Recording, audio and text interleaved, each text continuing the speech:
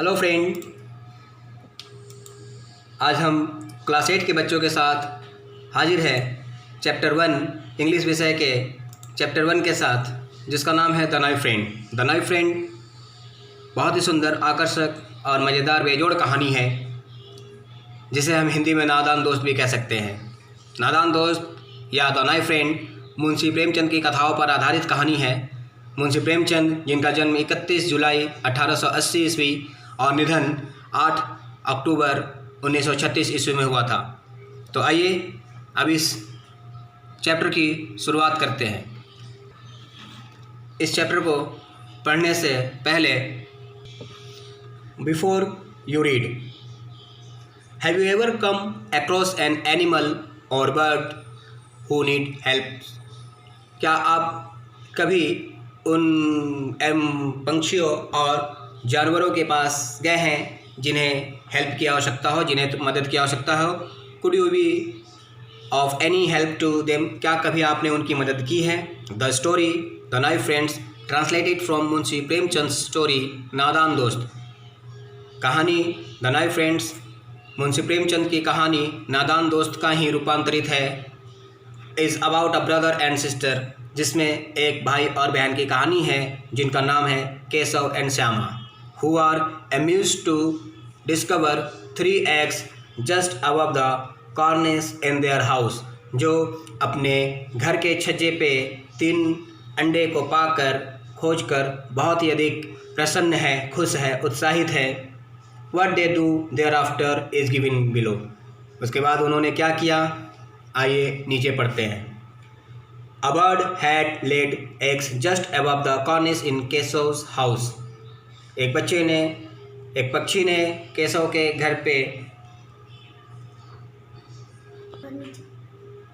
घर के छज्जे पे एक पंछी ने अंडे दिए हैं। Both Keshav and his sister Shyama would watch the birds intently. दोनों केशव और उसकी बहन श्यामा उस बर्ड्स को बहुत ही ध्यान से देखती है। As they flew back and forth, जब वो उस छज्जे पे आते और जाते हैं। First thing every morning the two would come and stand in front of the cornice. पहली बात कि वो प्रत्येक दिन उस छज्जे के सामने आकर के खड़े हो जाते हैं। रबिंग देयर आइज, अपनी आंखों को मलते हुए। बैरली अवेक, क्योंकि वो बहुत कठिनाई से उठते हैं। The pleasure they ड्रीव from seeing the two birds was so great that they even forget about the joy of milk and jalebi। उन पंछियों को देखना उन्हें इतना अधिक अच्छा लगता था कि वो अपने मिल्क, अपने दूध और जलेबी के आनंद को भी भूल जाते थे। Numerous question rose in their mind, उनके दिमाग में अनेकों अनगिनत प्रश्न आते थे, जैसे हाउ बिग वेयर एग्स, अंडे कितने बड़े हैं? व्हाट कलर आर दे, उनका रंग क्या है? हाउ मैनी, कितने हैं? व्हाट डिड दे ईट, वे क्या खाते होंगे? How would the chicks come out of them, उनमें से चूजे कैसे बाहर आएंगे? What is the nest like, घोंसला कैसा दिखता है?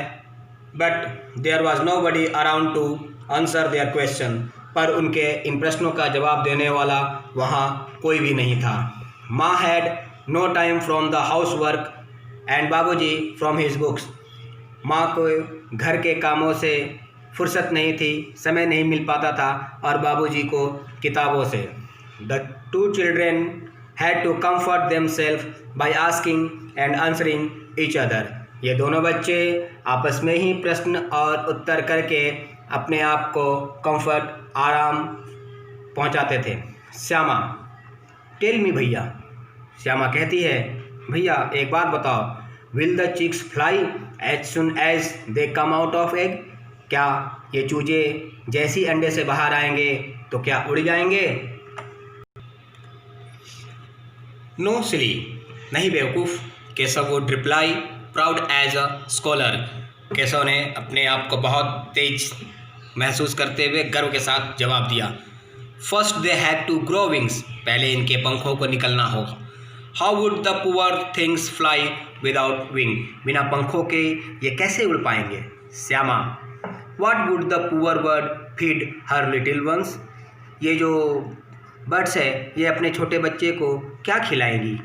This was a tricky question even for Keshav to answer. यह अपने आप में एक असाधारण प्रश्न था जिसका जवाब केशव के पास भी नहीं था। A couple of days went by and the children's curiosity increased. 2 दिन गुजरे, उसके बाद बच्चों की जो जिज्ञासा थी वो प्रतिदिन बढ़ती गई। They were eager to see the eggs. वे उन अंडों को देखने के लिए बहुत उत्साहित थे। They were certain they had hatched by then. वो निश्चित रूप से इस बात से परिचित थे कि they were certain they had hatched by them. वे पूरी तरह से आश्वस्त थे कि उन अंडों में से बच्चे बाहर जरूर निकलेंगे। The question of what the chicks would eat now weighed heavily on their minds. अब जो प्रश्न उनके दिमाग में बहुत महत्व रख रहा था, बहुत तेज़ी से आ रहा था, वो था कि बच्चे जो चूजे हैं वो क्या खाएंगे। Where would the poor bird find enough grain to feed her brood. कहाँ से वो उस पंछी अपने बच्चों के लिए पर्याप्त भोजन लेकर के आएगी। The chicks were sure to starve to death. कहीं ऐसा ना हो कि वो ज़रूर भूख से मर जाए। This thought left the sibling very एंक्सस। ऐसे विचारों से दोनों भाई बहन काफ़ी चिंतित हो गए। They decided to scatter some grains on the cornice for the bird to pick. उन्होंने डिसाइड किया, उन्होंने फैसला किया कि उन पंछियों के लिए कुछ अनाज इकट्ठा किया जाए। Shyama said happily. श्यामा ने खुशी से कहा, ओह, then the birds won't have to fly anywhere in search of food. We'll see. तब तो इन पंछियों को कहीं उड़कर जाना भी नहीं पड़ेगा अपने खाने की तलाश में, है ना? Oh no, said Keshav. नहीं, ऐसा नहीं, केशव ने कहा। वाई वुड सी, मैं क्यों देखूंगा? But won't the chicks be really hot up there. पर वो चूजे वहाँ पे गर्म नहीं होंगे। A new worry crossed Shyama's mind. Shyama के माइंड में एक नई चिंता ने जन्म ले लिया। Keshav had not thought of this problem until then. Says, yes, he said. Keshav ने इस समस्या के बारे में सोचा ही नहीं था। Yes, he said. हाँ, उसने कहा। They were probably dying of thirst up there. शायद वो वहाँ प्यास से मर जाए। There is no shade above them even. यहाँ तक कि वहाँ पर शेड छाया भी नहीं है उनके लिए। It was finally decided that a makeshift roof would be erected above the nest. और अंत में यह फैसला किया गया कि उनके लिए एक ऊंचा छत का निर्माण किया जाए उनके घोंसले के ऊपर। The proposal for a bowl of water and some grains of rice was also approved. एक कटोरे में पानी और कुछ अनाज के प्रस्ताव को भी पास किया गया और वे दोनों तैयार हुए। Both children began to work earnestly. बहुत उत्साहपूर्वक दोनों बच्चों ने अपने काम को शुरू किया। Shyama quietly brought some rice from the clay pot. Shyama धीरे से चुपके से उस मिट्टी के बर्तन से कुछ चावल ले आई। Keshav secretly emptied the stone bowl of its oil. Keshav secretly emptied the stone bowl of its oil. Keshav ने भी चुपके से उस पत्थर के बॉल से उसके तेल को खाली कर दिया। Scrubbed it clean, रगड़ कर उसे साफ किया। And refilled it with water, और उसे पानी से फिर दोबारा भर दिया। But where to get the cloth for the shelter? पर छत के लिए अब कपड़ा कहाँ से आए? And how to make a roof stay up without support? और बिना किसी सहारे के उस छत का कैसे निर्माण हो? Keshav puzzled over the problem for a while. कुछ देर के लिए केशव इस समस्या में उलझ गया before it was finally resolve, जब तक कि इस समस्या का समाधान नहीं हुआ। Go and bring the garbage basket, जाओ और उस कचरे के पैकेट को, टोकरी को ले आओ। मेक श्योर माँ डजंट सी यू, और इस बात का ध्यान रहे कि माँ तुम्हें देखे नहीं। But it's got a hole in the middle, will it keep the sun out.